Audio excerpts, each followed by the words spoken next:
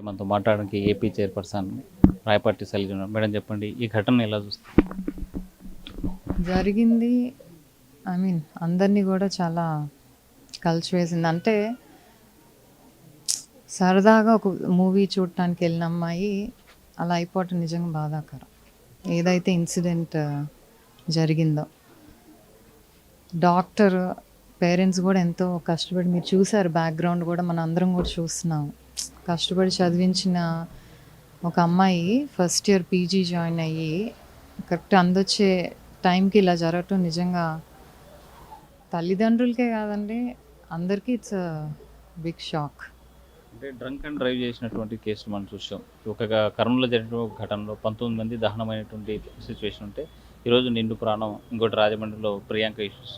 ఇది ఇష్యూస్ని ఎలా చూడాలి, ఈ కేసుని ఎలా అంటే డ్రంక్ అండ్ డ్రైవ్ అనేది యాక్చువల్ చేయకూడదు, ఇట్ ఈస్ రాంగ్. అదే ఒక అఫెన్స్ అది. వాళ్ళు ఏంటంటే అలా తాగొచ్చి ఇంకక్కడ వాళ్ళని ఆపేసరికి ఆ ఫ్రస్ట్రేషను ఆ ఇదితో అక్కడి నుంచి పట్టుకుంటారు, తప్పించుకోవాలి వాళ్ళు. అంటే వాళ్ళు నిజంగా వాళ్ళ సెన్సెస్లో ఉన్నారో కూడా తెలియదు, వాళ్ళు ఏదైతే చేశారో అది ఆ మత్తులో అసలు హోష్లో ఉన్నారో లేదో, వాళ్ళు ఏం చేస్తున్నారో కూడా అనేది ఐ డోంట్ నో. నిజంగా తాగినోడు ఇంట్లో కూర్చోవాలి, కార్ ఎక్కి రోడ్డు మీద తిరగకూడదు, అది తప్పు, అదే పెద్ద పనిష్మెంట్. సో డెఫినెట్లీ ఈ పాప చనిపోవటం కదా, ఇప్పుడు వాళ్ళు ఎఫెక్ట్ అయ్యారు కదా, వాళ్ళకి ఫ్యామిలీస్ ఉన్నాయి. జస్ట్ బికాజ్ ఒక్క స్టూపిడ్ డెసిషన్ వల్ల ఎన్ని కుటుంబాలు బాధపడుతున్నాయి ఈరోజు చూడండి. అంటే ఈ కేసులో పెట్టాల్సినటువంటి సెక్షన్స్ పెట్టకుండా కొంత పోలీసులు కూడా నిర్లక్ష్యం వహించారు అనేటువంటి విమర్శలు ఎట్లా చూడాలంటే? అవును, ఎప్పుడైనా ఫస్ట్ ఇన్సిడెంట్ జరిగినప్పుడు ప్రిలిమినరీ ఇన్వెస్టిగేషన్ అనేది ఉంటుంది.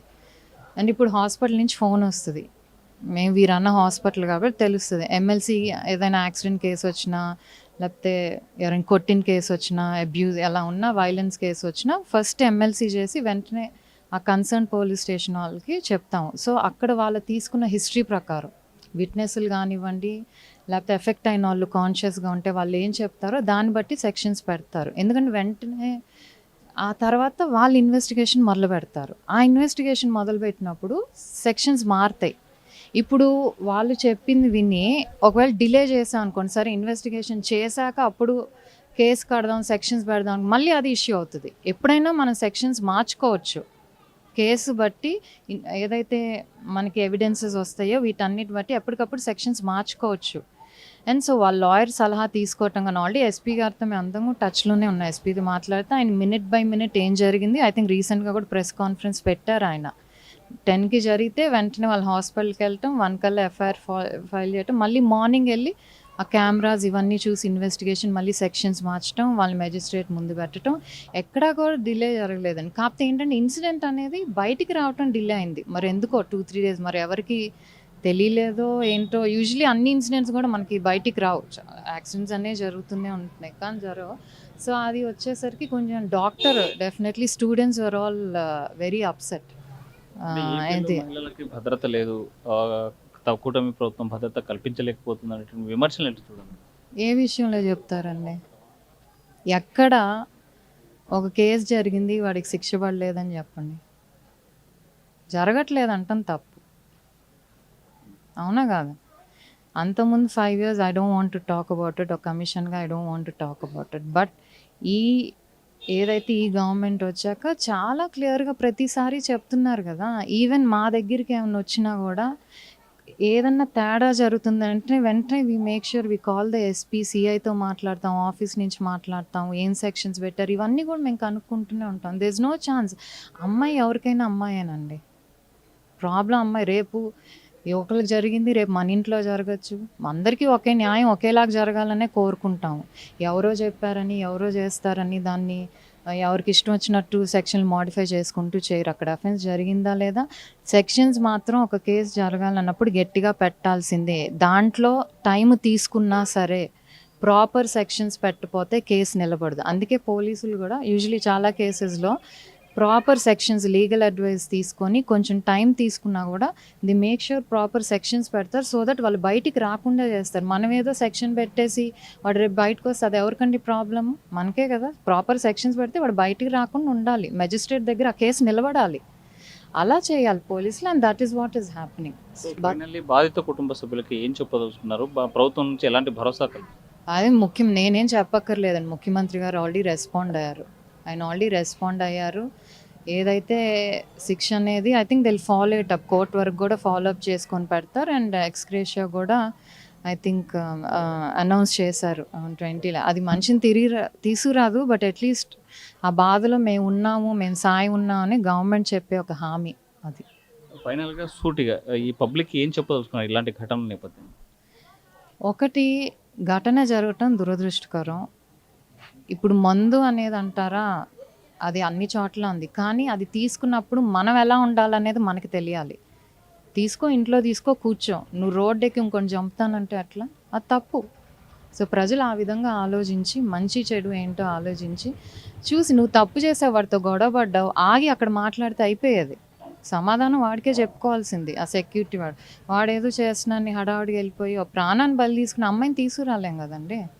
సో మనం ఏదైనా ఒక యాక్ట్ చేసేటప్పుడు ఏం చేస్తున్నాం, కాన్సిక్వెన్సెస్ వాళ్ళకి, చనిపోయిన కుటుంబానికి కదా, మన కుటుంబానికి కూడా తగులుతుంది. అది ఒకసారి ప్రతి ఒక్కళ్ళు ఆలోచించుకుంటే ఇలాంటివి జరగవు. పిల్లలకి భద్రత లేదు, కూటమి ప్రభుత్వం భద్రత కల్పించలేకపోతుంది అనేటువంటి విమర్శలు ఏంటి చూడండి. ఏ విషయంలో చెప్తారండి? ఎక్కడ ఒక కేసు జరిగింది, వాడికి శిక్ష పడలేదని చెప్పండి. జరగట్లేదంటాం తప్పు, అవునా కాదు? అంతకుముందు 5 years I don't want to talk about it, ఒక కమిషన్గా I don't want to talk about it. But ఏదైతే ఈ గవర్నమెంట్ వచ్చాక చాలా క్లియర్గా ప్రతిసారి చెప్తున్నారు కదా. ఈవెన్ మా దగ్గరికి ఏమైనా వచ్చినా కూడా ఏదన్నా తేడా జరుగుతుందంటే వెంటనే we make sure we call the SP, సిఐతో మాట్లాడతాం, ఆఫీస్ నుంచి మాట్లాడతాం, ఏం సెక్షన్స్ పెట్టారు, ఇవన్నీ కూడా మేము కనుక్కుంటూనే ఉంటాం. There is no chance. అమ్మాయి ఎవరికైనా అమ్మాయేనండి. ప్రాబ్లం అమ్మాయి. రేపు ఒకరికి జరిగింది, రేపు మన ఇంట్లో జరగచ్చు.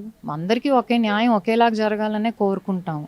ఎవరో చెప్పారని, ఎవరో చేస్తారని దాన్ని ఎవరికి ఇష్టం వచ్చినట్టు సెక్షన్లు మాడిఫై చేసుకుంటూ చేయరు. అక్కడ అఫెన్స్ జరిగిందా లేదా, సెక్షన్స్ మాత్రం ఒక కేసు జరగాలన్నప్పుడు గట్టిగా పెట్టాల్సిందే. దాంట్లో టైం తీసుకున్నా సరే ప్రాపర్ సెక్షన్స్ పెట్టకపోతే కేసు నిలబడదు. అందుకే పోలీసులు కూడా యూజువలీ చాలా కేసెస్లో ప్రాపర్ సెక్షన్స్ లీగల్ అడ్వైస్ తీసుకొని కొంచెం టైం తీసుకున్నా కూడా the make sure proper sections పెడతారు సో దట్ వాళ్ళు బయటికి రాకుండా చేస్తారు. మనం ఏదో సెక్షన్ పెట్టేసి వాడు రేపు బయటకు వస్తే అది ఎవరికండి ప్రాబ్లమ్? మనకే కదా. ప్రాపర్ సెక్షన్స్ పెడితే వాడు బయటికి రాకుండా ఉండాలి, మెజిస్ట్రేట్ దగ్గర ఆ కేసు నిలబడాలి.